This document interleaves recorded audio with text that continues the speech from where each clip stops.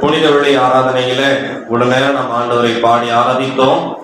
இப்பொழுதும் சற்று நிமிடம் கர்த்தருடைய வார்த்தையை படித்து நாம் செபித்து கடந்து செல்வோம். யோவான் எழுதின சுவிசேஷம் 19ஆம் அதிகாரம் அதனுடைய 17ஆம் வசனத்தை வாசிக்க கேட்போம். யோவான் 19:17. அவர் தம்முடைய சிலுவையை சுமந்து கொண்டு எபிரேய பாஷையிலே கொல்கதா என்று சொல்லப்படும் கபாலஸ்தலம் என்கிற இடத்திற்கு புறப்பட்டு போனார். ஆண்டவராய் இயேசு கிறிஸ்து அவரை சிலுவையில் அறையும்படிக்கு அவர்களிடத்தில் ஒப்பு கொடுத்தான். அவர்கள் இயேசுவை பிடித்து கொண்டு போனார்கள்.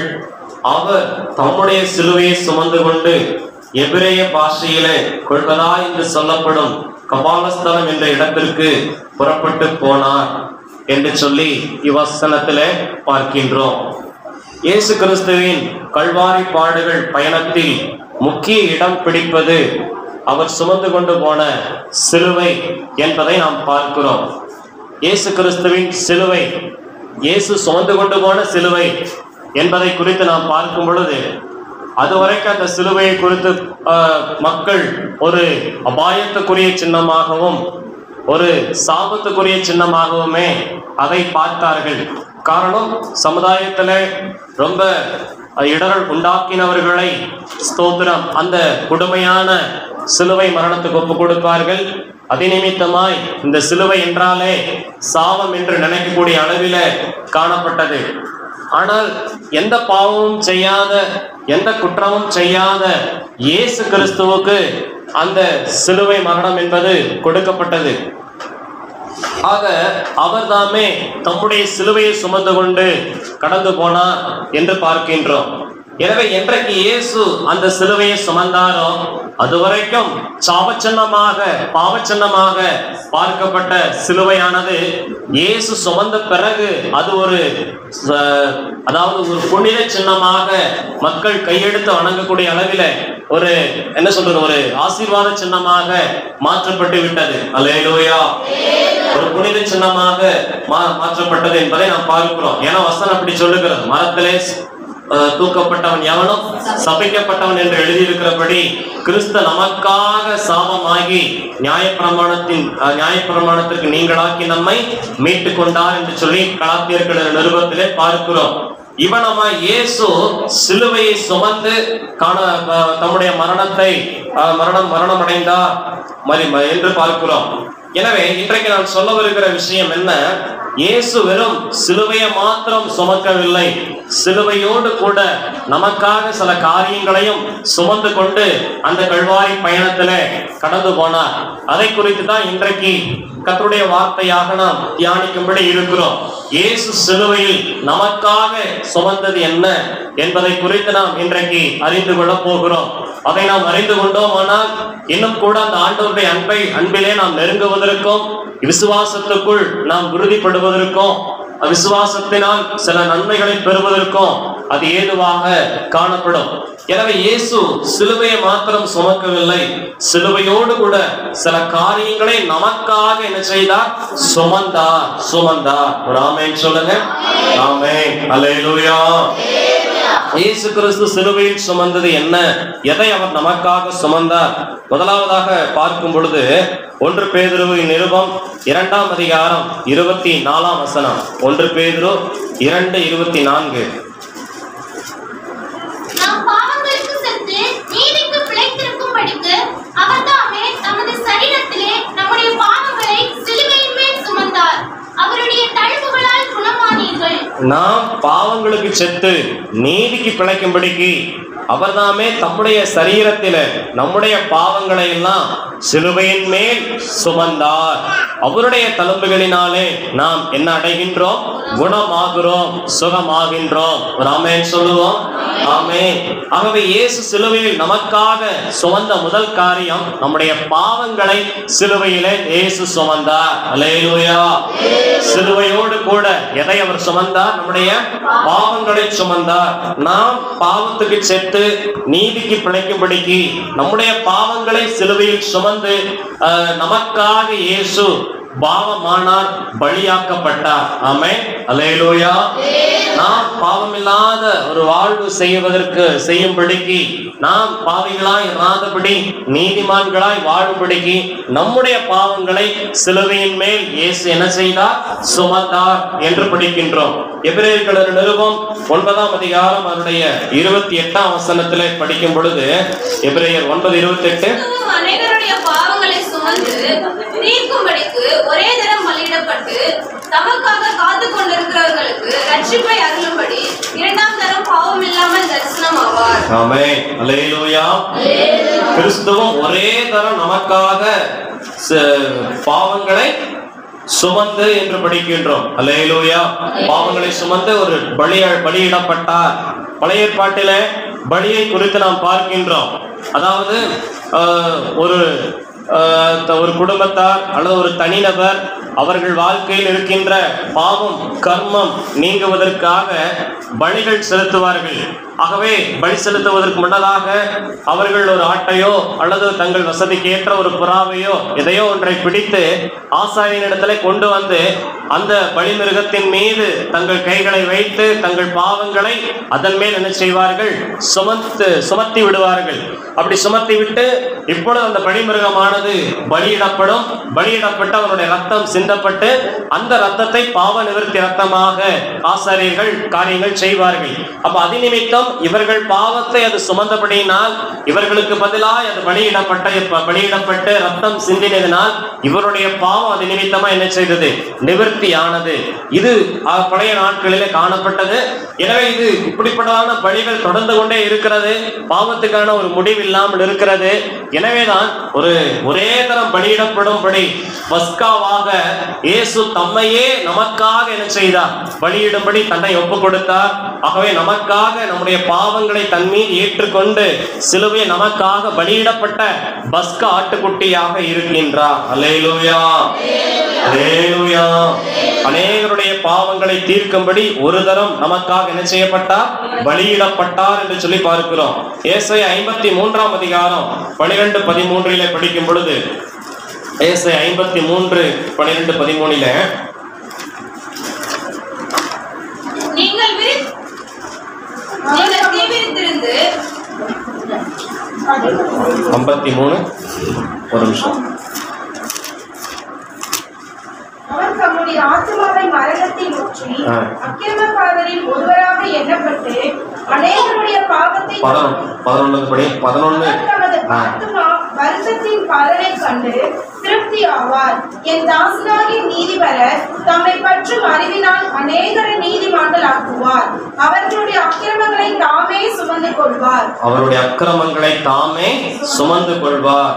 அவர் தம்முடைய ஆத்துமாவை மரணத்தில் ஊன்றி அக்கிரமக்காரரில் ஒருவராக எண்ணப்பட்டு அநேகருடைய பாவத்தை தாமே சுமந்து அக்கிரமக்காரருக்காக வேண்டிக் கொண்டது நிமித்தம் அநேகரை அவருக்கு பங்காக கொடுப்பேன்.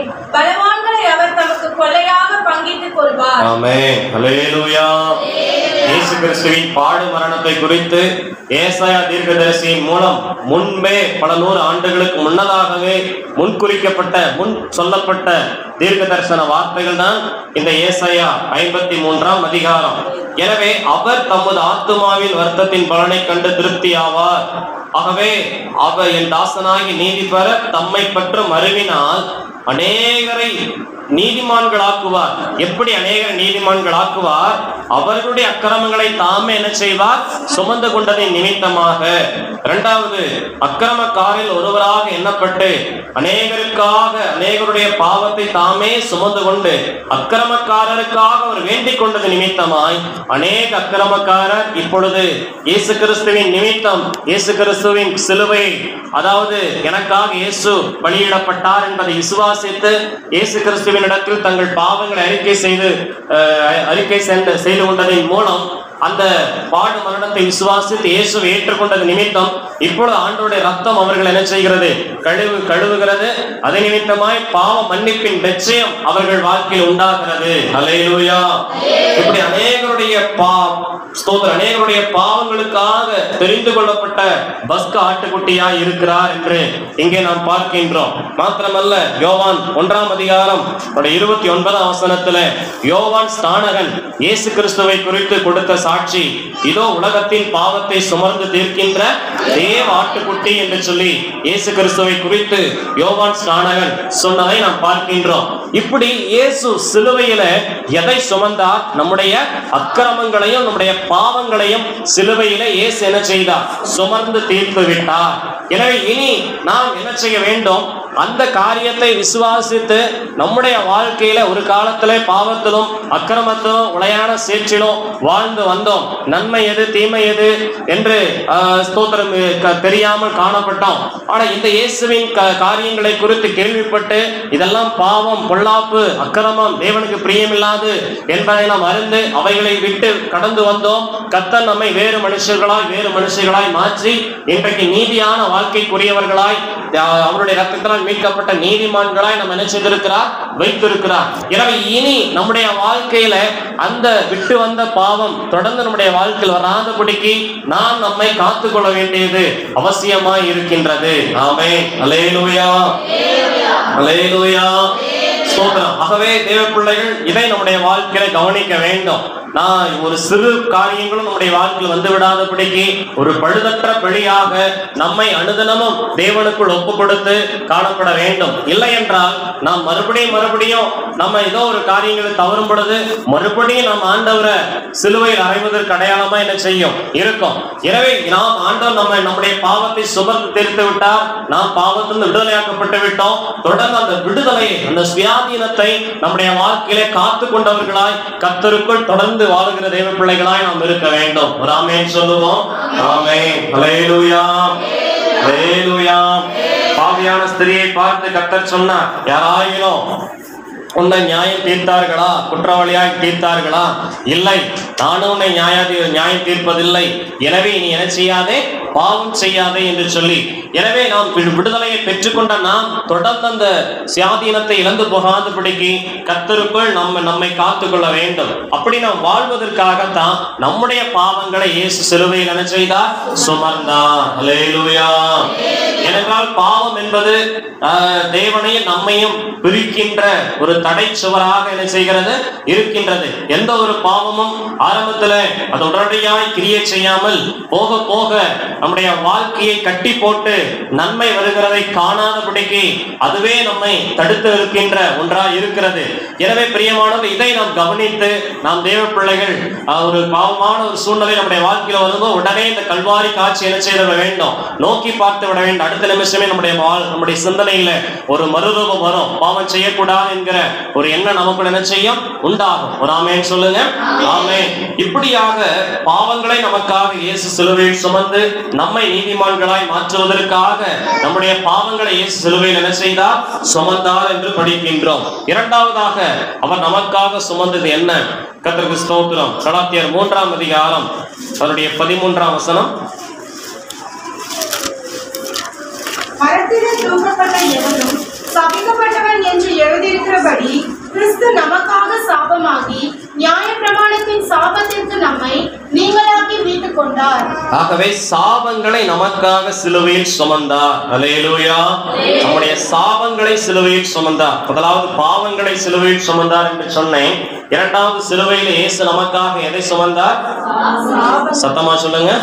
சாபங்களை சுமந்தார். சாபம் என்று சொல்லுவது அது பல காரியங்கள் மூலமாய் மனுஷனுடைய வாழ்க்கையில வருகிறதை நாம் பார்க்கிறோம். முக்கியமாய் ஆதியாகம புஸ்தகத்திலே நாம் பார்க்கும் பொழுது தேவனுடைய வார்த்தைக்கு கீழ்ப்படியாத பொழுது ஸ்தோத்திரம், இடர் உண்டாக்கும் பொழுது நம்முடைய வாழ்க்கையில சாபம் என்கின்ற ஒன்று வருகிறதை நாம் என்ன செய்கிறோம், பார்க்கிறோம். ஆதாம் ஏவாள் அவர்கள் ஸ்தோத்திரம் ஆண்டுடைய வார்த்தைக்கு கீழ்ப்படிந்து வாழ்ந்த வரைக்கும் அவர்கள் வாழ்க்கையில் எந்த ஒரு சாபமும் வரவில்லை. ஆனால் என்றைக்கு சர்ப்பத்திற்கு இடம் கொடுத்து சர்ப்பத்தின் வார்த்தை கீழ்ப்படிந்து கர்த்தருடைய வார்த்தையை கீழ்ப்படியாமல் போனார்களோ அது நிமித்தம் அவர்களுக்கு சாபம் வந்தது.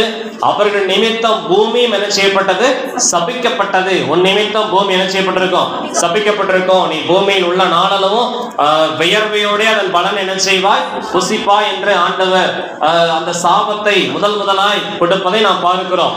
எனவே பிரியமானவர்களே, நம்முடைய சந்ததிக்கு நாம் கோடி கோடியாய் பணங்கள், பொருள் காரியங்கள் இவைகளை நாம் சேர்த்து வைப்பதை பார்க்கிறோம். எக்காரணத்தை கொண்டு நாம் எதை சேர்த்து வச்சிடக்கூடாது, சாபத்தை சேர்த்து வச்சிடக்கூடாது. நம்முடைய சந்ததிக்கு ஆசீர்வாதத்தை சேர்த்து வைக்கிற தேவ பிள்ளைகளா இருக்க வேண்டும்.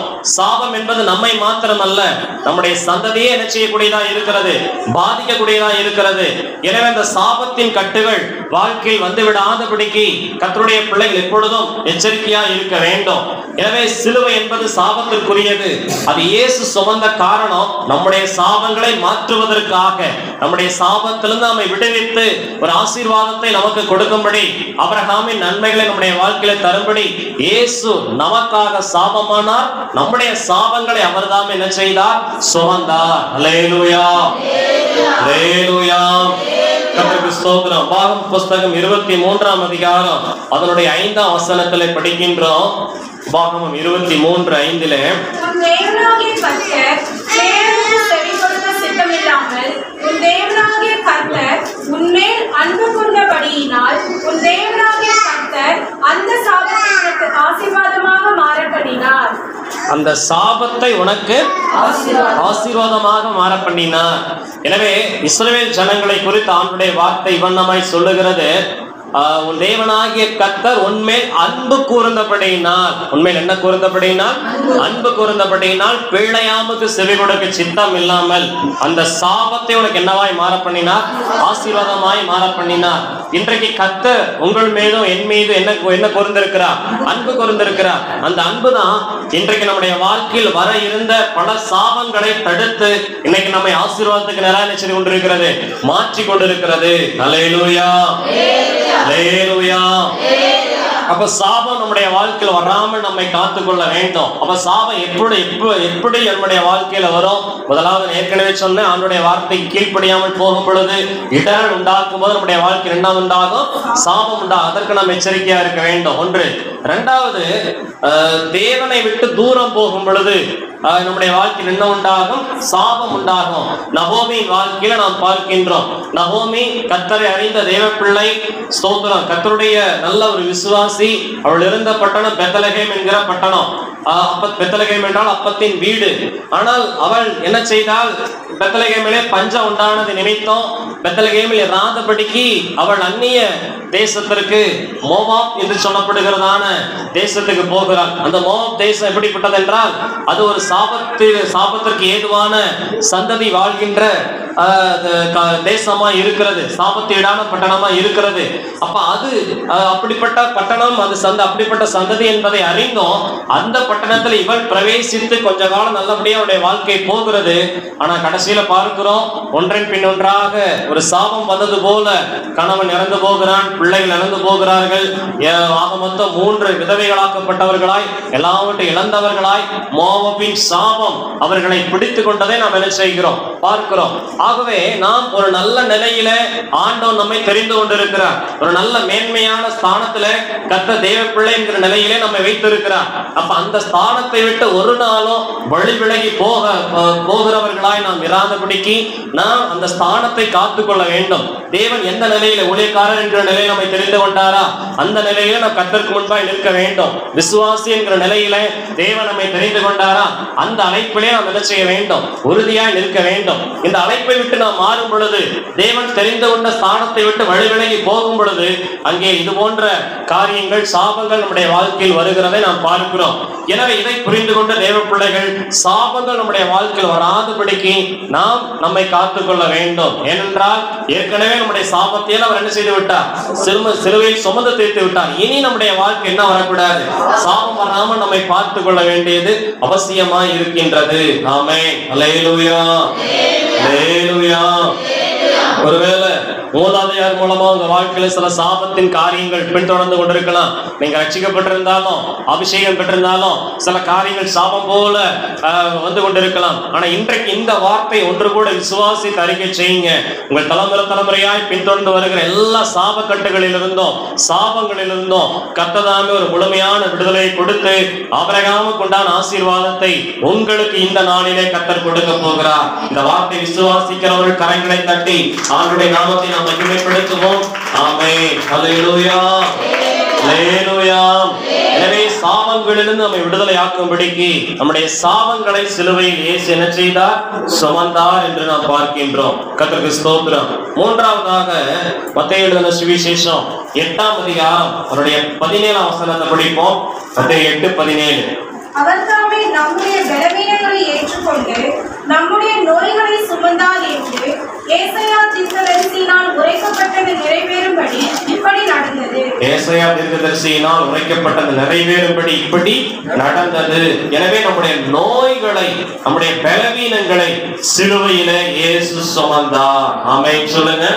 ஆமென். இயேசு வெறும் சிலுவையை மாத்திரம் சுமக்கல, அந்த சிலுவையோடு கூட எதையெல்லாம் சுமந்து வந்திருக்கிறார்? முதலாவது நம்முடைய பாவங்களை, இரண்டாவது மூன்றாவது நம்முடைய வியாதிகளை, நம்முடைய நோய்களை, நம்முடைய பலவீனங்களை என்று நாம் பார்க்கின்றோம். கர்த்தருக்கு ஸ்தோத்திரம். ஆகவே பிரியமானவர்களே, நாம் ஏற்கனவே நமக்கு தெரிந்தபடி யாத்திரா புஸ்தகம் 15ஆம் அதிகாரம் அவருடைய 26ல படிக்கிறபடி எகிப்தியர் வரப்பண்ணின வியாதிகளில் ஒன்றையும் உனக்கு வரப்பண்ணேன், நானே உன் பரிகாரியாகிய கர்த்தர். அவர் யெகோவா ரப்பா.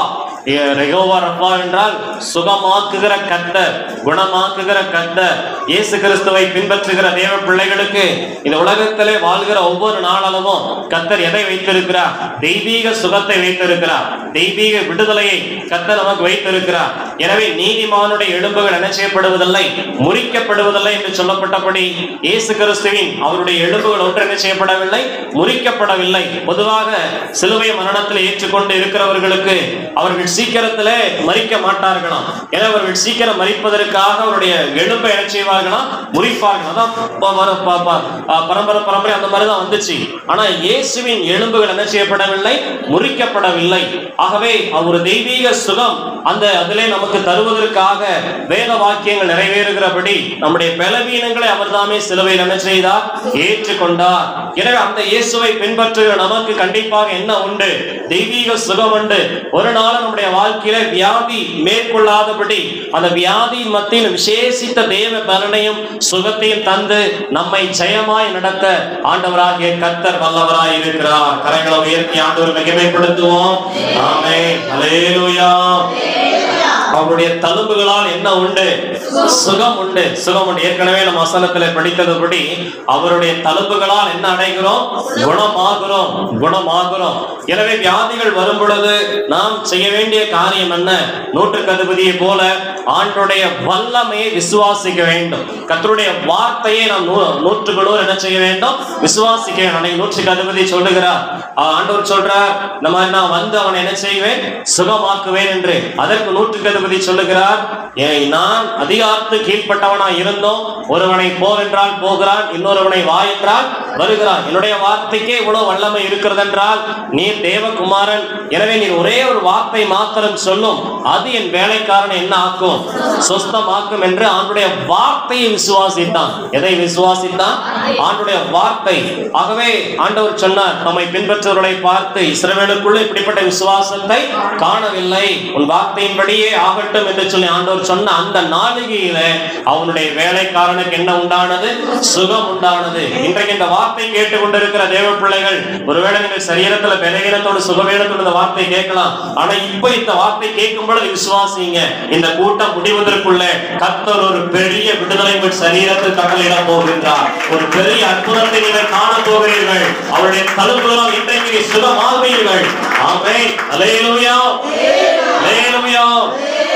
ஆகவே பிள்ளைகளின் அப்பம் தெய்வீக சுகம் என்பது என்ன? பிள்ளைகளின் அப்பம். அது நமக்குரியது. நம்ம அதை உரிமை பாராட்டணும், விசுவாசத்தோடு அறிக்கை செய்யணும். பலவீனங்கள் மேற்கொள்ளும் பொழுது உடனே ஆண்டவரிடத்தில் அறிக்கை செய்யணும். ஆண்டவரே, உம்முடைய தழும்புகளால் எனக்கு என்ன உண்டு? சுகம் உண்டு. எனக்கு இந்த பலவீனம் என்னை மேற்கொள்ளாதபடி தெய்வீக சுகத்தை கட்டளையிடும் என்று சொல்லி ஆண்டுடைய வார்த்தையையும் அவருடைய வல்லமை விசுவாசித்து அறிக்கை செய்யும் பொழுது ஆண்டவர் தாமே நமக்கு பலம் தருகிறவராய் இருக்கின்றார், சுகம் தருகிறவராய் இருக்கிறார். நம்முடைய காயங்களை மாற்றும்படிதான் அவர் நமக்காக என்ன செய்தார்? காயப்பட்டார். நம்முடைய பலவீனங்களை மாற்றும்படிதான் நம்முடைய பலவீனங்களை அவர் என்ன செய்தார்? ஏற்றுக்கொண்டார். அதை நாம் விசுவாசத்தினால் சுதந்திரித்துக் கொள்கிற தேவ பிள்ளைகளாய் இருக்க வேண்டும். ஆமென் சொல்லுங்க. ஆமென். ஒன்று. இரண்டாவது, வியாதிப்படும் பொழுது நாம் என்ன செய்ய வேண்டும்? யாக்கோபின் நிருபம் 5ஆம் அதிகாரம் 14ஆம் வசனத்திலே படிக்கிறபடி, உங்களில் ஒருவன் வியாதிப்பட்டால் சபையின் மூப்பர்களை வரவழைப்பானாக, அவர்கள் கர்த்தருடைய நாமத்தினால் அவனுக்காக எண்ணெய் பூசி ஜெபம் பண்ண கடவர்கள். அப்பொழுது விசுவாசம் உள்ள ஜெபம் பிணியாளியை ரட்சிக்கும். அவன் பாவம் செய்தவனானால் அது அவனுக்கு மன்னிக்கப்படும். அப்ப விசுவாசத்தோடு தேவ பிள்ளைகள் ஜெபிக்க வேண்டும். என்ன செய்ய வேண்டும்? ஜெபிக்க வேண்டும். அடுத்த வசனம் சொல்லு, உங்கள் குற்றங்களை அறிக்கையிட்டு ஒருவருக்காக ஒருவர் என்ன செய்யுங்க? ஜெபம் பண்ணுங்கன்னு சொல்லு. அடுத்த வசனத்திலே பார்க்கிறோம். அப்ப வியாதிகள் பலவீனங்கள் வரும் பொழுது கர்த்தருடைய ஊழியர்களை கூப்பிட்டு நாம் ஜெபிக்க வேண்டும். ஒன்று. இரண்டாவது, நாம் தனிப்பட்ட விதமாய் நம்முடைய குற்றங்களை ஆண்டவரிடத்தில் அறிக்கை செய்ய வேண்டும். நம்முடைய குற்றங்களை ஆண்டவரிடத்தில் அறிக்கை செய்ய வேண்டும். தனிப்பட்ட விதமா ஒரு பலவீனம் நம்மளை மேற்கொள்ளுது, சில பலவீனங்கள் நம்மளை விடாம தொடர்ந்து கொண்டே இருக்கிறது என்று சொன்னால் அது ஏதோ நம்மிடத்தில் ஒரு மாற்றத்தை உருவாக்குவதற்காக ஆண்டவரால் அனுமதிக்கப்பட்ட ஒரு முள்ளாக என்ன செய்யலாம்? இருக்கலாம். அப்ப ஆண்டவர் நாம் என்ன செய்ய வேண்டும்? அதை ஆண்டவரிடத்தில் ஒப்புக் கொடுக்க வேண்டும். ஆண்டவர், என்னிடத்தில் இன்னும் என்ன குறை இருக்கிறது? என்னுடைய சுபாவத்தில் இன்னும் என்ன மாற வேண்டியது இருக்கிறது? என்னிடத்தில் என்ன மாற்றத்தை எதிர்பார்க்கிறேன் சொல்லி நம்மை நாம் ஆராய்ந்து கர்த்தருடைய சமூகத்துல அறிக்கை செய்து ஒப்பு கொடுப்போமானால் கண்டிப்பாக இந்த பலவீனம் நம்மை விட்டு என்ன செய்யும்? மாறும். ரெண்டு. இன்னொன்று, நாம் ஆண்டுடைய பந்தி எடுக்க வருகிறோம். கர்த்தருடைய பந்தி இந்த ஆண்டுடைய சரீரத்துக்கு அடையாளமாய் ஆண்டுடைய ரத்தத்துக்கு அடையாளமாய் இருக்கிற திருவிருந்து.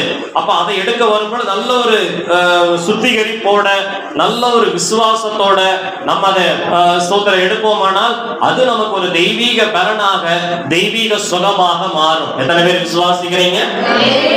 கர்த்தருக்கு ஸ்தோத்திரம். இப்படி நாம் தேவ பிள்ளைகள் செய்ய வேண்டுமா ஒழிய பலவீனங்களையும் பல சூழ்நிலைகள் கண்டு பயந்து போகாதபடிக்கு இந்த வார்த்தைகள் அறிக்கை செய்து கர்த்தருடைய விடுதலை நாம் பெற்றுக்கொள்ள வேண்டிய அவசியமா இருக்கிறது. ஆமென். அல்லேலூயா. எனவே நம்முடைய பலவீனங்களை அவர் சிலுவையில் என்ன செய்தார்? சுமந்தார் என்று படிக்கின்றோம். ஏசாயா 53ஆம் அதிகாரம் அதனுடைய 4ஆம் வசனம்.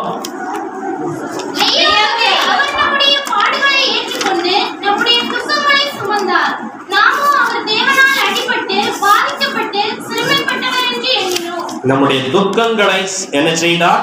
சுமந்தார். நம்முடைய துக்கங்களை சுமந்தார். அல்லேலூயா.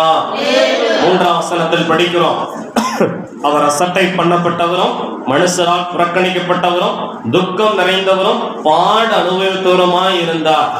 அவரை விட்டு நம்முடைய முகங்களை மறைத்துக் கொண்டோம். அவர் அசட்டை பண்ணப்பட்டவராய் இருந்தார். அவரை எண்ணாமற் போனோம். மெய்யாகவே அவர் நம்முடைய பாடுகளை ஏற்றுக்கொண்டு நம்முடைய துக்கங்களை சுமந்தார். நம்முடைய துக்கங்களை சுமந்தார். அப்ப நாலாவது, ஆண்டவர் சிலுவையில நமக்காக சுமந்தது என்ன?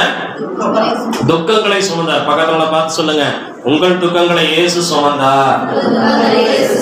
ஆமென். அல்லேலூயா. எனவே நம்முடைய துக்கங்களை அவர்தாமே சுமந்தபடியினாலே நம்முடைய துக்க நாட்களுக்கு தேவன் எதை உண்டு பண்ணுகிறவராய் இருக்கிறார்? முடிவை உண்டு பண்ணுகிறவராய் இருக்கிறார். ஏசாயா 60ஆம் அதிகாரம் 20ஆம் வசனத்தில் படிக்கிறபடி, உன் துக்க நாட்கள் முடிந்து போம் என்று சொல்லப்பட்டபடி நம்முடைய துக்க நாட்களுக்கு கர்த்தர் எதை உண்டு பண்ண வல்லவர்? முடிவை உண்டு பண்ண வல்லவர். இந்த உலகம் உங்களை பார்த்து சந்தோஷப்படும், நீங்களும் துக்கப்படுவீர்கள். ஆனால் உங்கள் துக்கம் என்னவாய் மாறும்? சந்தோஷமாய் மாறும். எனவே பல காரியங்கள் நிமித்தமாய் நம்முடைய வாழ்க்கையில் என்ன வருகிறது? துக்கம் வருகிறது, வேதனை வருகிறது, சஞ்சலம் தவிப்போம் நம்மை விட்டு நீங்காமல் இருக்கிறது. ஆனாலும் கர்த்தரிடத்தில் நாம் நம்மை ஒப்புக் கொடுக்கும் பொழுது அந்நாளை போல ஆண்டுடைய சமூகத்தில் நம்முடைய துக்கங்களை, நம்முடைய இருதயத்தின் சஞ்சலங்களை, பாரங்களை கர்த்தரிடத்தில் ஊற்றும் பொழுது வசனத்தில் படிக்கிறோம், அப்புறம் அவள் என்ன முகமாய் இருக்கவில்லை? துக்கமுகமாய் இருக்கவில்லை. எனவே துக்கங்களை மாற்றுவதற்காக, துக்கங்களிலிருந்து நாம் விடுதலை பெறுவதற்காக நமக்காக நம்முடைய துக்கங்களை இயேசு சிலுவையில் என்ன செய்தார்? சுமந்தார். ஆமென் சொல்லுங்க சத்தமா. ஆமென். அல்லேலூயா, அல்லேலூயா. எனவே துக்கங்கள் வரும் பொழுது, ஒரு கஷ்டமான அனுபவத்தை நீங்க கடக்கும் போது, அந்நாளை போல தேவ சமூகத்தில் வர வேண்டும். எங்க வர வேண்டும்? தேவ சமூகத்தில் வந்து உங்களுடைய இருதயத்தில் இருக்கிற சஞ்சலங்கள் அதை ஆண்டவரிடத்தில் என்ன செய்ய வேண்டும்? சொல்லக்கூடியவர்களா இருக்கணும். சிலருடைய வாழ்க்கையில துக்கம் வரும் பொழுது, ஒரு கஷ்டமான சூழ்நிலை வரும்போது முறுமுறுப்புக்கு இடம் கொடுக்க ஆரம்பிப்போம். தேவையில்லாம எல்லாரையும் திட்டவும், எல்லாரையும் ஏசவும், பிடிக்கவும், அந்த மாதிரி இருக்கிற கோபத்தையும் வேகத்தையும் யாரு மேல காட்டலான்னு சொல்லி தேவையில்லாம அப்படி நம்ம செய்வோம். அதனால் தேவையில்லாத பகையத்தான் நம்ம என்ன செய்வோம்? சம்பாதித்துக் கொள்வோம். தேவையில்லாத மன காயத்தை தான் நம்ம என்ன செய்வோம்? சம்பாதித்துக் கொள்வோம். இப்ப பாருங்க, அண்ணாவுடைய வாழ்க்கையில் அப்படிதான். அண்ணே அவளுக்கு இருக்கக்கூடிய துக்கம் சொல்லிமாலா துக்கம். அப்ப அந்த துக்கத்தினால கணவனிடத்துல போய் என்ன செய்யல? சண்டை போடல. சக்காலத்தின் இடத்துல என்ன செய்யல? சண்டை போடல. வேற எந்த வேலைக்காரத்துல அவன் என்ன செய்யல? சண்டை போடல. அப்ப அந்த சூழ்நிலை அவன் என்ன செய்த? ஆண்டவரிடத்தில் போய் தெரியப்படுத்தினார், ஆண்டவரிடத்தில் ஒப்பு கொடுத்தார். ஆனா லேயால பாருங்க, ராகேல பாருங்க, ராகேலுக்கு அதே சூழ்நிலை தான், அதே துக்கம் தான் ராகேலின் வாழ்க்கையிலுமே. ஆனா அவ பாருங்க, புருஷனிடத்துல போய் என்ன செய்யறா? சண்டை போட, எனக்கு பிள்ளை கூட இல்லைன்னா என்ன செய்வேன்?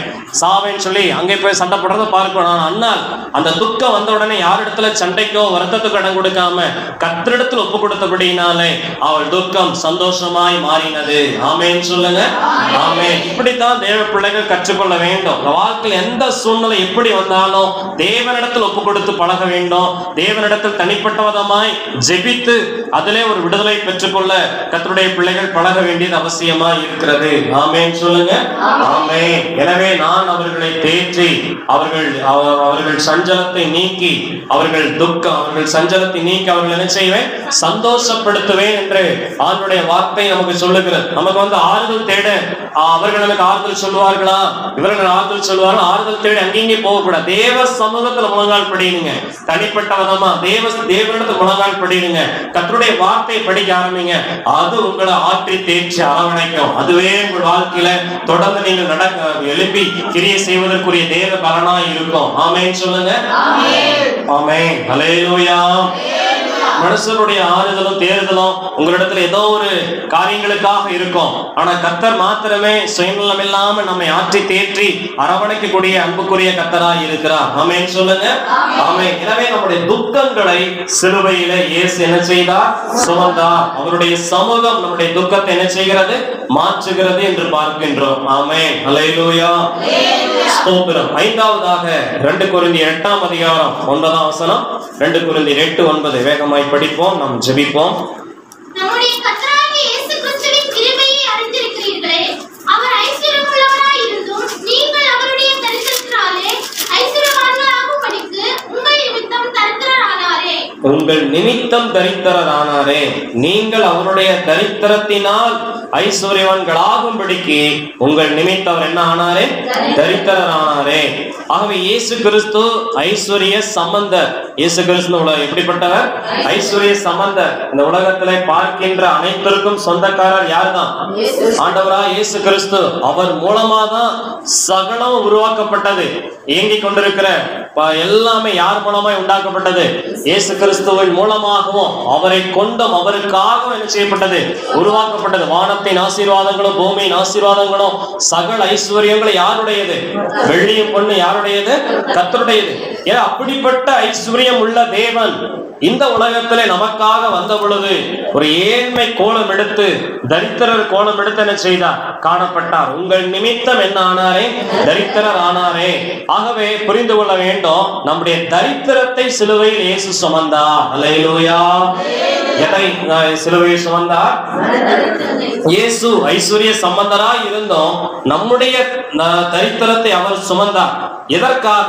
நம்ம ஐஸ்வர்யவான்களாக்கும்படி, விசுவாசத்திலும் ஆசீர்வாதங்களிலும் சகல நன்மைகளிலும் நம்ம ஐஸ்வர்யவான்களாக்கும்படிக்கு நம்முடைய தரித்திரத்தை அவர் என்ன செய்தார்? சுமந்தார். ஆமென் சொல்லுங்க. ஆமென். கர்த்தருக்கு ஸ்தோத்திரம். 1 4 புஸ்தகம் 29ஆம் அதிகாரம் 12ஆம் வசனம் சொல்லுகிறது, ஐஸ்வர்யம் கணமும் உம்மாலே வருகிறது. ஐஸ்வர்யம் கணம் யாரால் வருகிறது?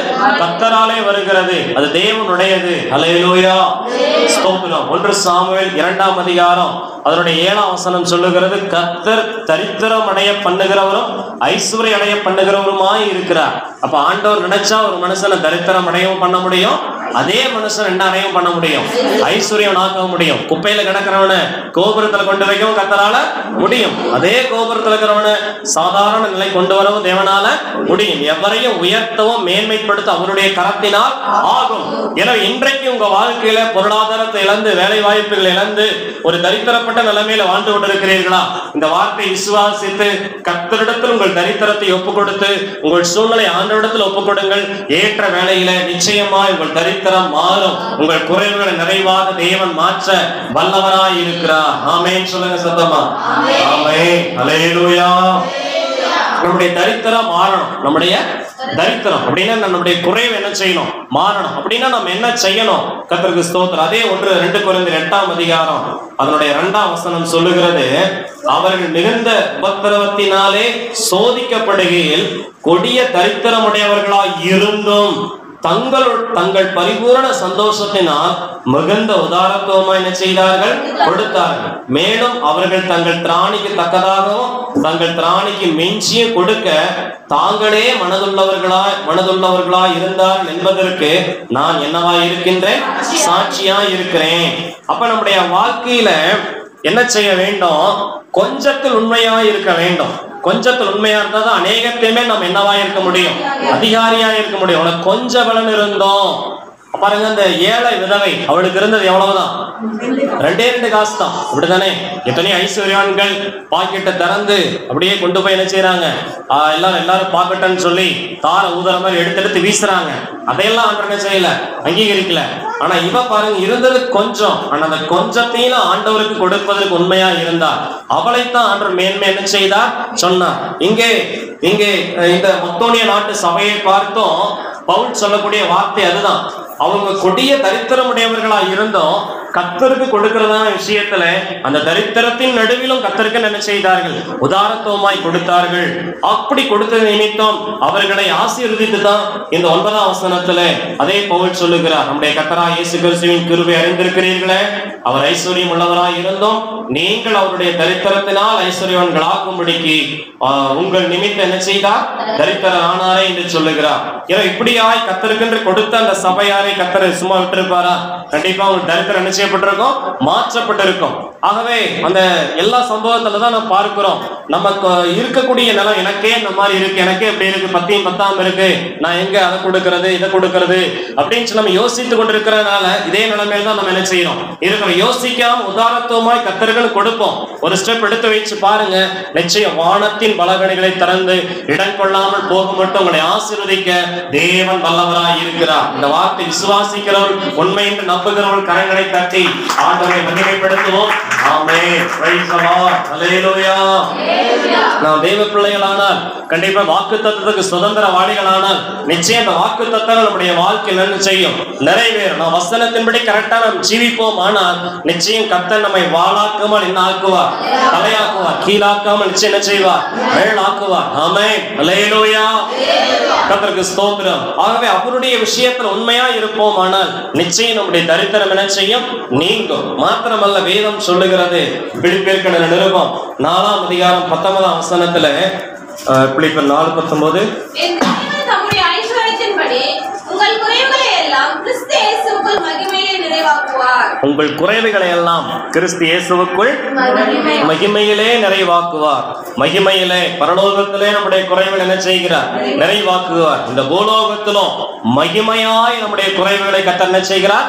நிறைவாக்குகிறவராய் இருக்கிறார். அன்னைக்கு காணா ஒரு கல்யாண வீட்டில குறைவை நிறைவாக்கின கர்த்தர் அன்றைக்கு சாரிபாத்தின் விதவை வீட்டில குறைவை நிறைவாக்கின ஆண்டவர் இன்றைக்கு உங்க வாழ்க்கையில இல்லாமையில நீ கஷ்டப்படுகிற அந்த காரியத்தை காண்கிற தேவன் நிச்சயமாய் அதுல ஒரு முழுமையான விடுதலை உங்களுக்கு தந்து காலியான பாத்திரங்கள் ஏங்கிக்கு கொண்டிருக்கிறதான உங்கள் பாத்திரங்களை நிரம்பி வழிகிற பாத்திரமாய் கர்த்தர் வரக்கூடிய நாட்களிலே இந்த ஏப்ரல் மாதத்திலே மாத்த போகிறார். விசுவாசிக்கிறவர்கள் கரங்களை தட்டி ஆண்டவரை ஸ்தோத்திரம் பண்ணுங்க. ஆமென். Praise the Lord. நல்ல ஒரு தீர்மானம் விடுங்க. ஒரு நிமிஷம் எல்லாம் ஜெபம் பண்ணலாமா? எல்லாம் வலது கரத்தை உயர்த்தி ஆண்டவரத்துல ஜெபம் பண்ண போறோம். மக்கோனியா நாட்டு சபையை போல ஆண்டவரே எனக்கு கொஞ்சமாய் இருந்தால் அதெல்லாம் உண்மையாய் கர்த்தருக்கு கொடுப்ப ஆண்டவரே. எவ்வளவு தூரம் என்னிடத்துல ஐஸ்வர்யங்கள் வருகிறதோ ஆசீர்வாதங்கள் வருகிறதோ அதுல கர்த்தர் கொடுக்கிற விஷயத்துல ஆண்டவரே நான் கஞ்சத்தனம் பண்ண உண்மையா கொடுப்ப ஆண்டவரேன்னு சொல்லி ஒரு தீர்மானம் எடுத்து ஜெபம் பண்ணுங்க. நிச்சயமா இன்று முதல் உங்கள் தரித்திரம் மாறும். இன்று முதல் உங்கள் குறைவுகள் மாறும். ஆமே. உங்க வாழ்க்கையில ஒரு நாள் நீங்கள் குறைவுபட கர்த்தர் விட மாட்டார். இந்த ஒரு தீர்மானம் எடுத்து இன்னைக்கு ஜெபம் பண்ணிட்டு கடந்து போங்க. நிச்சயமா ஒரு நாள் நீங்கள் தரித்திரம் அடைய மாட்டீங்க. ஆமென். ஹalleluya. இந்த பலிபீடத்திலிருந்து வருகிற வார்த்தையை அப்படியே விசுவாசித்து ஆண்டவரிடத்துல ஜெபம் பண்ணுங்க. அறிக்கையிட்டு ஜெபம் பண்ணுங்க. ஆண்டவரே மக்கோனியா நாட்டு சபையை போல என்னுடைய தரித்திரத்தின் நடுவில் உண்மையான கொடுப்ப ஆண்டவரே, உண்மையா கர்த்தருக்கு கொடுக்க நான் பிரயாசம் எடுக்கிற ஆண்டவரேன்னு சொல்லி தீர்மானம் பண்ணி ஜெபம் பண்ணுங்க. தசம பாகத்துல கஞ்சத்தனம் பண்ண மாட்டேன். கர்த்தருக்கு கொடுக்கிற எந்த காரியத்துல ஆண்டவரே நான் கஞ்சத்தனம் பண்ண உண்மையா கொடுப்ப ஆண்டவரே தீர்மானம் எடுங்க. ஆமென். Praise the Lord. ஹalleluya. ஹalleluya. ஹalleluya. ஸ்தோத்திரம் ஸ்தோத்திரம் ஸ்தோத்திரம். எல்லா கரங்களை தட்டி கர்த்தரை மகிமைப்படுத்துவோம். ஆமென். Praise the Lord. எனவே நாம் ஐஸ்வர்யவான்கள் ஆகும்படிக்கு நம்முடைய தரித்திரத்தை சிலுவையில் இயேசு சுமந்தார் என்று பார்க்கின்றோம். ஆறாவதாக ஏசாயா 53:5 நம்முடைய மீறுதல்களின் நிமித்தம் அவர் காயப்பட்டு நம்முடைய அக்கிரமங்களின் நிமித்தம் அவர் நொறுக்கப்பட்டார். நமக்கு சமாதானத்தை உண்டு பண்ணும் ஆக்கினை அவர் மேல் வந்தது. அவருடைய தழும்புகளால் குணமாகிறோம். நமக்கு சமாதானத்தை உண்டு பண்ணும் ஆக்கினை அவர் மேல் வந்தது. எனவே சமாதான கேடுகளை இயேசு சிலுவையில் சுமந்தார் என்று பார்க்கின்றோம். அல்லேலூயா. எனக்கு நம்முடைய வாழ்க்கையில வெறும் பணம் பொருளாதாரம் மட்டும் தேவையானது அல்ல. அதை விட முக்கியமான என்ன நமக்கு தேவை அப்படின்னா சமாதானம் தேவை. பக்கத்துல பார்த்து சொல்ல, உங்களுக்கு சமாதானம் ரொம்ப தேவை. ஆமென். அல்லேலூயா. எனவே நம்முடைய வாழ்வில நம்முடைய ஆத்துமாவுக்கு தேவையானது என்ன? இளைப்பாறுதல், சமாதானம். எனவே அதை தருவதற்காக இயேசு நம்முடைய சமாதான கேடுகளை சிலுவையில் என்ன செய்தார்? சுமந்தார். இன்னும் கூட ஒரு வசனத்தை படித்தா உங்களுக்கு புரியும். கொலோசியர் நிருபம் 1ஆம் அதிகாரம் 20ஆம் வசனத்தை படிங்க. கொலோசியர் 1:20. அவர் சிலுவையில் சிந்தின இரத்தத்தினாலே சமாதானத்தை உண்டாக்கி பூலோகத்தில் உள்ளவைகள் பரலோகத்தில் உள்ளவைகள் யாவையும் அவர் மூலமாய் தமக்கு ஒப்புரவாக்கிக் கொள்ளவும் அவருக்கு பிரியமாயிற்று. கர்த்தருக்கு ஸ்தோத்திரம். அவர் சிலுவையில் சிந்தின ரத்தத்தின் மூலம் எதை உண்டாக்கி? சமாதானத்தை உண்டாக்கி பூலோகத்தில் உள்ளவைகளையும் பரலோகத்தில் உள்ளவைகளையும் ஒப்புரவாக்கி கொள்வதற்கு அவருக்கு என்ன உண்டாயிற்று? பிரியம் உண்டாயிற்று என்று பார்க்கிறோம். எனவே சமாதானத்தை நமக்கு கொடுப்பதற்காக சமாதான கேடுகளை சிலுவையில் இயேசு என்ன செய்தார்? சுமந்தார். சமாதானம் ரொம்ப முக்கியம். ஆண்டவர் சொல்லுகிறார், தோ வருத்தப்பட்டு பாரம் சுமக்கிறவர்களே, நீங்கள் எல்லாரும் என்னிடத்திலே வாருங்கள், நான் உங்களுக்கு அதை கொடுக்கின்றேன், இளைப்பாறுதலை தருகின்றேன் என்று சொல்லி. ஆகவே தேவனிடத்தில் பெறுகிற இளைப்பாறுதல், இந்த சிலுவையின் காட்சியை இன்றைக்கு நாம் தியானித்துக் கொண்டிருக்கிறோமே, அந்த சிலுவையின் காட்சியை தியானிக்கும் பொழுது முக்கியமாய் நாம் பெற்றுக் கொடுக்கிற ஒரு ஆசீர்வாதம் என்ன? சமாதானம். சமாதானம். அல்லேலூயா. ஆகவே சமாதானம் என்பது நமக்கு தேவை எல்லா நிலையிலும். நம்முடைய தனிப்பட்ட நம்முடைய ஆத்துமாவுக்குள்ளே சமாதானம், அதுபோல சுற்றுப்புறத்தாரோடு என்னது? சமாதானம். இப்படிப்பட்ட அந்த சமாதானத்தை நம்முடைய வாழ்க்கையில ஆண்டவர் தருவதற்காக அந்த சமாதான கேடுகளை அவர் என்ன செய்தார்? சுமந்தார் என்று பார்க்கிறோம். கடைசியாக வேகமாய் ஒரு வார்த்தையை படித்து நாம் ஜெபிப்போம். ஏசாயா 53:3-4. அவர் அசட்டை பண்ணப்பட்டவரும் மனுஷரால் புறக்கணிக்கப்பட்டவரும் துக்கம் நிறைந்தவரும் பாடு அனுபவித்தவருமாய் இருந்தார். அவரை விட்டு நம்முடைய முகத்தை மறைத்துக் கொண்டோம். அவர் அசட்டை பண்ணப்பட்டிருந்தார், அவரை எண்ணாமல் போனோம். மெய்யாகவே அவர் நம்முடைய பாடுகளை ஏற்றுக்கொண்டு நம்முடைய துக்கங்களை சுமந்தார். நாமோ அவர் தேவனால் அடிபட்டு பாதிக்கப்பட்டு சிறுமைப்பட்டவர் என்று எண்ணினோம். ஆகவே நம்முடைய பாடுகளை ஏற்றுக்கொண்டு நம்முடைய துக்கங்களை சுமந்தார் என்று படிக்கிறோம். எனவே இதில் நான் சொல்ல வருகிற வார்த்தை, நம்முடைய பாடுகளை சிலுவையில் சுமந்தார். நம்முடைய பாடுகளை அவர் என்ன செய்தார்? ஏற்றுக்கொண்டார். நமக்காக பாடுபட்டார், நமக்காக பாடுபட்டார் என்று படிக்கின்றோம். எனவே நம்முடைய வாழ்க்கையில பாடுகள் என்பது இரண்டு விதமான பாடுகள் இருக்கிறது. ஒன்று கிறிஸ்துவின் நிமித்தமாய் வருகின்ற பாடுகள், கர்த்தருடைய வசனத்தின் நிமித்தமாய் கிறிஸ்தவனா இருப்பதினால் வருகின்ற பாடுகள், இல்லையா? பாருங்க, இது வந்து தேவ பிள்ளைகளுடைய வாழ்க்கையில், எல்லாருடைய வாழ்க்கையிலும் இந்த பாதையை கண்டிப்பா என்ன செய்ய வேண்டியதா இருக்கும், கடந்து வர வேண்டியதா இருக்கும். ஏன்னா ஆண்டவர் அதைத்தான் சொல்லுகிறார், பச்சை மரத்துக்கு இந்த பாடுகள் என்று சொன்னால், பட்ட மரத்துக்கு என்ன பாடுகள் என்று சொல்லி, நான் உலகத்தார் அல்லாதது போல நீங்களும் உலகத்தார் அல்லவே. உலகம் தன்னுடையதை என்ன செய்யும்? சிநேகிக்கும், தனக்கு இஷ்டமானவங்களை சிநேகிக்கும். ஆனா நம்ம வந்து உலகத்துக்குரியவளா இல்லாததுனால பல நேரங்களில் நாம் நம்முடைய கொள்கைகள், நம்முடைய இந்த தெய்வீக விஷயங்கள் அவருடைய காரியங்களுக்கு ஒத்து வராதபடியினால நம்மை பல இடங்களில் கிறிஸ்துவ நிமித்தமா என்ன செய்கிறார்கள்? பகைக்கிறார்கள். வசனத்தின் நிமித்தமாய் பகைக்கிறார்கள். அது நமக்கு என்னவா இருக்கிறது? பாடுகளாய் இருக்கிறது. அதை தேவன் மாற்ற வல்லவராய் இருக்கிறார். ஆனால் அதை நாம் சகிக்க வேண்டும். அதை நாம் என்ன செய்ய வேண்டும்? சகிக்க வேண்டும். அதில் வந்து நம்ம இது பண்ண முடியாது. அதை நம்ம சகிச்சு போனா தான் அதுக்கு நமக்கு என்ன கிடைக்கும்னா பலன் கிடைக்கும். ஒரு ஆமென் சொல்லுங்க. ஆமென். ஒண்ணு, நாளானது சீக்கிரத்தில் அதை என்ன செய்யும்? விளங்க பண்ணும். நாம இன்றைக்கு உடனுக்குடன் காரியங்களை செய்து அப்படி இப்படின்னு சொல்ல வேகமா பேச இது பண்ணா, பேச செயல்பட்டா அங்க ஆண்டுடைய நாம என்ன செய்யாது? மகிமைப்படாது, தூஷிக்கப்படும். ஆகவே அந்த மாதிரி வரக்கூடிய நிந்தனைகள், காரியங்களை பொறுமையா சகிக்கும் பொழுதுதான் நாளானது நம்முடைய நீதி வழங்கப்படும். அப்ப அவர்களே புரிந்து கொள்வார்கள், ஓ இதுதான் உண்மை என்பதை அறிந்து அவர்கள் நம்முடைய பட்சத்தில் என்ன செய்வார்கள்? வருவார்கள். ஆமென் சொல்லுங்க. இது வந்து முதலாவது கிறிஸ்துவின் நிமித்தமாய் வரக்கூடிய பாடு ஒன்று. இரண்டாவது வரக்கூடிய பாடு என்ன என்றால், ஸ்தோத்திரம், நம்முடைய தவறினால் வரக்கூடிய பாடுகள். நம்முடைய தவறினால் வரக்கூடிய பாடுகள்.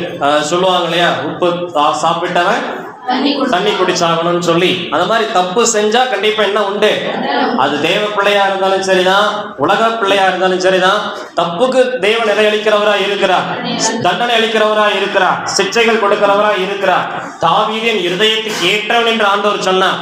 ஆனா அதே தாவீது தவறு செய்த ஆண்டவர் விட்டுட்டு இருந்தாரா? இல்ல, சொன்னார், பட்டையவன் வீட்டை விட்டு என்ன செய்யாம இருக்கும்? விலகாமல் இருக்குன்னு சொல்லி தவறுக்குரிய தண்டனையை கத்தனை செய்தார், கொடுத்தார். எனவே இரண்டாவது, நம்முடைய தவறினால் சில நேரத்துல சில பாடுகளை ஆண்டவர் என்ன பண்ணுகிறார்? அனுமதிக்கிறார். அப்ப நாம் என்ன செய்ய வேண்டும்? அதை அறிக்கை செய்யணும். அதை என்ன செய்யணும்? அந்த பாவத்தை, அந்த குறைகளை அறிக்கை செய்யும் பொழுது அந்த பாடுகள் நம்மை விட்டு என்ன செய்யும்? மாறும். ஆமென் சொல்லுங்க. ஆமென். ஹல்லேலூயா. மூன்றாவது இன்னொரு பாடுகள் இருக்கிறது. மூன்றாவது என்ன பாடுன்னு சொன்னா, நம்மை சரிப்படுத்துவதற்கான பாடு, அதாவது நம்மை பக்குவப்படுத்துவதற்காக. இப்ப பாத்தீங்கன்னா இதை எப்படி சொல்லணும்னா, ஒரு தோட்டத்துல ஒரு மரம் இருக்கு, நிறைய பேர் அந்த வழியா போறாங்க வர்றாங்க.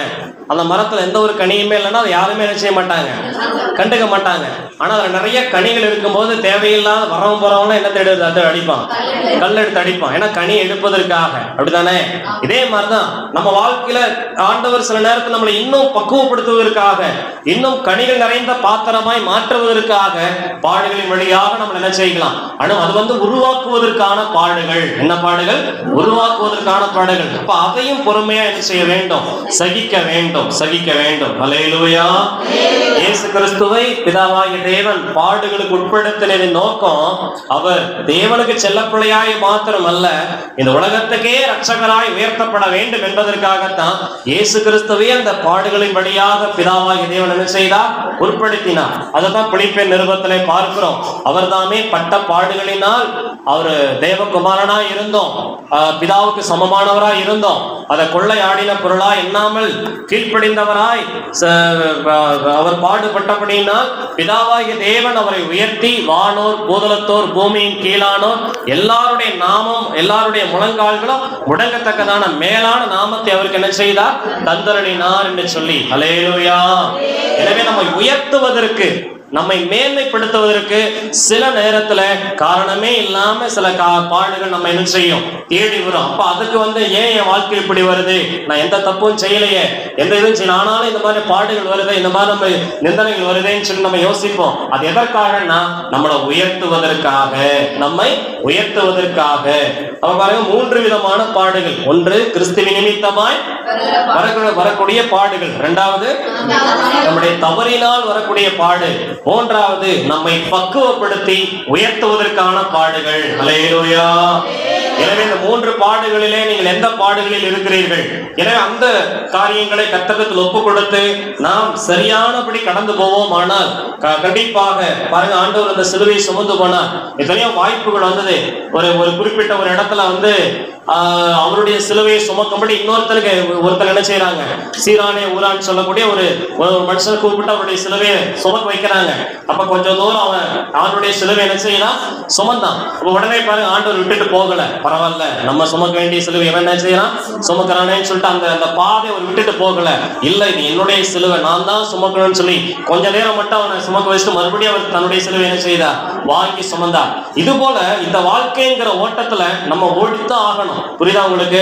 சில விஷயங்களை கடந்துதான் ஆகணும். ஐயோ எனக்கு கஷ்டமா இருக்குது, எனக்கு அப்படி இருக்குன்னு சொல்லி நம்ம முறுமுறுக்கவோ தேவையில்லாம காரியங்கள் செய்யவோ போவோம்னா கண்டிப்பா நம்ம மேன்மை என்ன செய்ய முடியாது, பார்க்க முடியாது. இன்னைக்கு வாழ்க்கையில உயர்த்தப்பட்டவர்கள் எல்லாருமே எப்படி உயர்ந்திருக்கிறார்னா, அவருடைய சரித்திரத்தை எடுத்து பார்க்கும்போது இந்த பாதையா தான் நினைச்சிருக்கிறாங்க, கடந்து போயிருக்கிறார்கள். எனவே பிரியமானவர்களே, சில காரியங்களை கர்த்தருக்காக சகிக்க பழகுவோம், கர்த்தருக்காக சகிக்க பழகுவோம், கர்த்தருக்காக அந்த பொறுமையை காத்து கொண்டு நாம் கடந்து போவோம். ஆனால் நம்முடைய பட்ட பாடுகளுக்கு தேவன் என்ன அளிக்கிறவராய் இருக்கிறார், பலன்கள் அளிக்கிறவராய் இருக்கிறார். வேதம் அப்படித்தான் சொல்லுகிறது. ரோமர் 8ஆம் அதிகாரம் 18ஆம் வசனம், இக்காலத்து பாடுகள் இனி வெளிப்பட போகும் மகிமைக்கு ஒப்பிடத்தக்கவைகள் அல்ல. இன்றைக்கு கிறிஸ்துவுக்காக எவ்வளவு தூரம் பாடுகள் சகிக்கிறீர்களோ அவ்வளவு தூரம் மகிமையில தேவன் உங்களுக்கு பலனை வைத்திருக்கிறார். கரங்களை தட்டி எல்லா ஆண்டவருடைய நாமத்தை மகிமைப்படுத்துவோம். ஆமென். Praise the Lord. ஹல்லேலூயா. மாத்திரமல்ல, எபிரேயர்களின் நிருபம் 2ஆம் அதிகாரம் 18ஆம் வசனம் சொல்லுகிறது, அவர்தாமே சோதிக்கப்பட்டு பாடுபட்டபடியினால் அப்படி சோதிக்கப்படுகிறவர்களுக்கும் பாடுபடுகிறவர்களுக்கும் உதவி செய்ய வல்லவராய் இருக்கிறார். உதவி செய்ய. அப்ப ஒரு கஷ்டத்தை அறிஞ்சவனுக்கு தான் கஷ்டத்தோட வேதனை என்னன்னு செய்யும், தெரியும். ஆகவே இயேசு நமக்காக என்ன செய்தார், பாடுபட்டார். ஆகவே அவர் பாடுபட்டு வேதனை அடைந்தபடியினால இன்றைக்கு நாம் படக்கூடிய சிறு சிறு பாடுகள், இது நிமித்தமா நாம் படுகின்ற கஷ்டம், அதை அவர் என்ன செய்திருக்கிறார், அறிந்திருக்கிறார். நம்மளை விட பல மடங்கு பாடுகள் அனுபவித்தவர் அவர். எனவே அவர் நமக்கு என்ன செய்ய வல்லவராய் இருக்கிறார், சொல்லுங்க சத்தமா, உதவி செய்ய வல்லவராய் இருக்கிறார். ஹல்லேலூயா. எனவே பாடுகளின் பாதையில, உபத்திரவத்தின் பாதையில நேசரின் மார்பின் மேல் சாய்ந்து பழக வேண்டும் தேவ பிள்ளைகள். ஹல்லேலூயா. மாறாக முறுமுறுக்குவோ விட்டுட்டு போகவோ இப்படி நாம் காரியம் செய்யாதபடிக்கு நேசரின் மார்பின் மேல் சாய்ந்து நாம் கடந்து போவோம். ஆனால் அதை தாங்குவதற்கும் அதிலிருந்து மேன்மை அடைவதற்கும் வேண்டிய பலனை கர்த்தர் நமக்கு என்ன செய்கிறவராய் இருக்கிறார், தருகிறவராய் இருக்கிறார். ஹல்லேலூயா. 2 தீமோத்தேயுவின் புத்தகம் 2ஆம் அதிகாரம் 12ஆம் வசனம் சொல்லுகிறது, அவரோடு கூட பாடுபட்டால் அவரோடு கூட ஆளுகையும் செய்வோம் என்று சொல்லப்பட்டிருக்கிறது. இயேசு கிறிஸ்துவோடு கூட நாம் என்ன செய்யப்பட்டால், பாடுபட்டால் அவரோடு என்ன உண்டு, ஆளுகையும் உண்டு. இன்னைக்கு அநேகருக்கு ஆளுகை வேணும்னு நினைக்கிறோம், ஆனா பாடு வேணாம்னு என்ன செய்கிறோம், யார் என்னை திட்டிடக்கூடாது, யார் என்னை ஏசிடக்கூடாது, யார் எனக்கு இது பண்ணிடக்கூடாதுன்னு என்ன செய்யறோம், நினைக்கிறோம். ஆகவே சில தட்டுமுட்டுகள் எதற்காக, நம்மளை உருவாக்குவதற்காக. அல்லேலூயா. கர்த்தருக்கு ஸ்தோத்திரம்.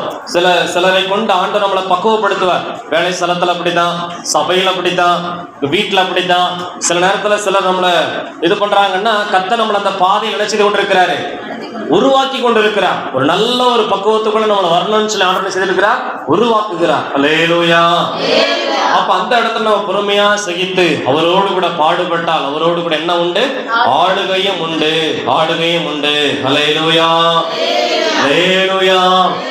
எனவே நம்முடைய பாடுகளை சிலுவையில் இயேசு சுமந்தார். ஆகவே பாடுகளை அவர் சுமந்தபடியினால் பாடுபடக்கூடிய நமக்கு அவர் என்ன கொடுக்கிறார், பலன் அளிக்கிறார். மாத்திரமல்ல பிரதிபலனை கொடுக்கின்றார். ஆமென். அல்லேலூயா.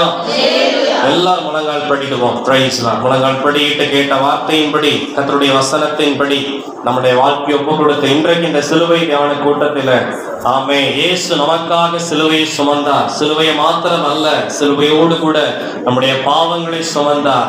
ஆமே ஹல்லேலூயா. நம்முடைய சாபங்களை சுமந்தார்.